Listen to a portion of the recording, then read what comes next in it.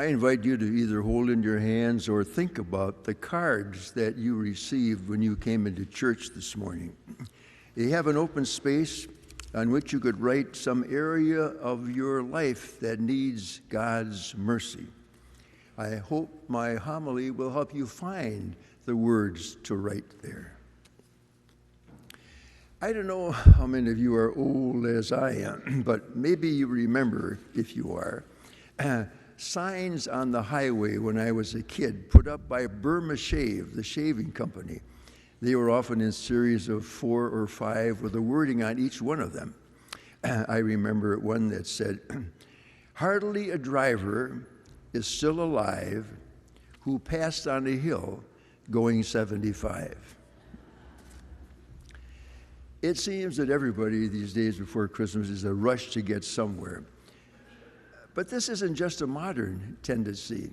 Our scriptures today show us that this goes way back centuries, thousands of years, when both the ancient prophets as well as John the Baptist were urging people to fix their roads so that God could come to them at 80 miles an hour. In the gospel, that same road plan that was offered in the first reading is repeated regarding John the Baptist, whose preaching St. Luke describes in the words of Isaiah, "A voice of one crying out in the desert, prepare the way of the Lord, make straight his path. Every valley and hill shall be filled, and every mountain and every valley shall be filled, and every mountain and hill shall be made low.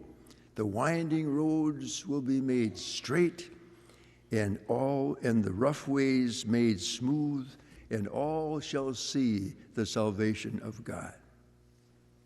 So I want to suggest today that maybe that road plan can give us a sort of self-examination of conscience to see whether we're really up to speed on our journey of Advent, especially as we enter this year of mercy, or whether some congestion has slowed us down or maybe made us stop dead. First, every valley shall be filled. What does that mean? Maybe that refers to the darker shadow sides of us. Is there some valley in our hearts where the sunshine hasn't penetrated because we've closed ourselves off from someone? The next road sign, every mountain and hill shall be made low. Mountains and hills can refer to those big obstacles, the big roadblocks that keep us from God or from others, from entering fully into our lives. What would they be for you and me? Maybe some serious sin or an addiction? The last road effort, the winding road shall be made straight and the rough ways made smooth. Winding roads can be dangerous if we go too fast and we don't see them in time. The next thing we know, we're off the road and it's hard to get back. Burma Shade had some signs for that too. The sign said, "Around the curve, lickety-split. Beautiful car, wasn't it?" Do we need to slow down so we don't end up a wreck? What about the rough roads shall be made smooth? Roads sometimes get bumpy, or even worse, develop potholes.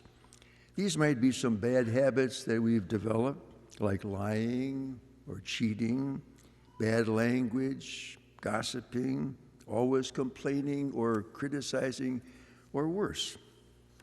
Or maybe it's the little hurts that we keep digging up until they become real potholes, and we get stuck in them over and over again. Do people ever tell us we do that? Someone once said, "Marriages can be buried by a series of little digs."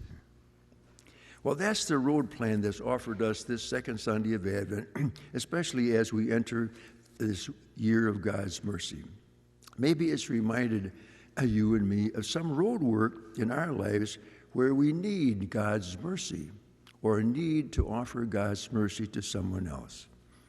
There are going to be special times this Monday, Tuesday, and Wednesday, and even on Thursday, when we could take advantage of God's mercy through the sacrament of reconciliation. When you come to communion today, you'll be invited to bring these cards with you.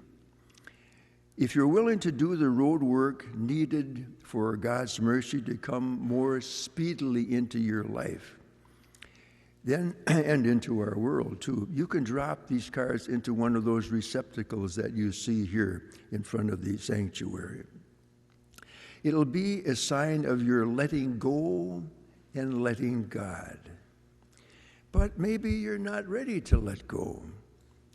Then keep the card and pray over it. I'm going to give you just a minute or so you can think about and pray about what you might write in that space there.